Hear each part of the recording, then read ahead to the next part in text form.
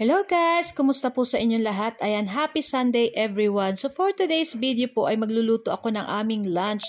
At dahil Sunday ngayon, syempre nalit kaming nagising kaya brunch na yung aking lulutuin guys. So nagprito na ako dyan guys ng spam at nagluto rin ako ng sunny side up egg.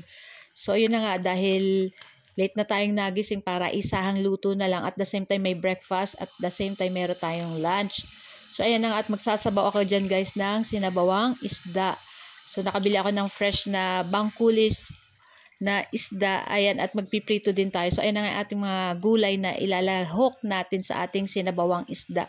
Meron tayong talong at okra, kamatis, at syempre may siling pang sigang. So, ang pang-asim natin dyan guys is kalamansi lang. So, ayan na nga guys, at hiniwa-hiwa ko na yung ating mga gulay. At nagpakulo na ako dyan guys ng tubig. At ngayon mainit na yung ating tubig. Nilagay ko na dyan yung ating sibuyas at yung ating kamatis. So, 2 pirasong kamatis lang yung nilagay ko dyan, guys. At nilagay ko na din dyan yung ating isda. Yung ulo ng ating isda, yun yung ating sasabawan. At yung laman niya, yun yung ating pipitusin. Sinamahan ko na rin siya ng buntot, guys. So, ayun na nga, habang nagluluto ako ng ating sinabawang isda, nagprito na rin ako nitong ating eggplant. So, ayan na nga, at luto na rin to, guys. So, ahunin na natin yan, guys. Pagkatapos yan, guys, dito na rin ako magpiprito ng ating isda. Syempre, dapat medyo marami-rami ang ating oil para madaling maluto yung ating isda. So, ayan na nga guys. So, excited na akong kumain kasi na-miss ko yung ganitong ulam uli. Kasi nung nakaraang araw is puro po kami meat. So, syempre, dapat mag-isda at gulay naman tayo guys.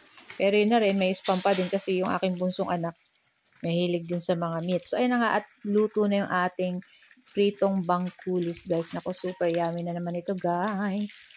Wala na naman tayo nitong diet. So ayan na nga guys. So nilagyan ko na din ng asin yung ating sinabawang isda. Ayan.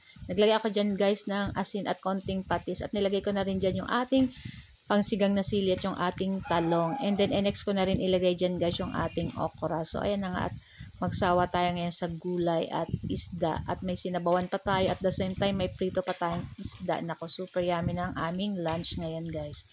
So, ayan na nga, guys. At titikman natin yan, guys. Kung tama na yung alat. So, nasa inyo po kung gaano ka... Kaya na lang magtansya kung gaano kaalat yung inyong sinabawang isda. So, ayan na nga, guys. At luto na rin tong ating isda na sinabawan. Ayan, nilagay ko na dyan guys yung ating kalamansi, yung ating pang-asim. So, luto na yan guys. So, pinatay ko na din yan guys. So, ready na ako mag-transfer sa ating mangkok. So, ayan na nga. Ilagay na natin dyan ako. Sarap na naman ito guys. Super yummy. So, ano ba guys ang lunch nyo? Comment naman kayo kung anong lunch nyo. At kung taga saan po kayo para malaman ko naman kung taga saan yung mga nanonood kay Ma'am She and Three Sons. O, diba guys? So, yun lang guys. At ito lang yung aming video for today. At sana ay nagustuhan nyo po yung aming video ngayon. And see you our next video again.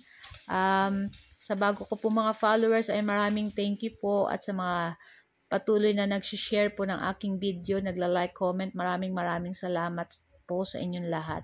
So na nga guys, at ready na kami ng aming lunch. So guys, happy lunchtime everyone. Thank you for watching and see our next video again. Ciao! Kainan na!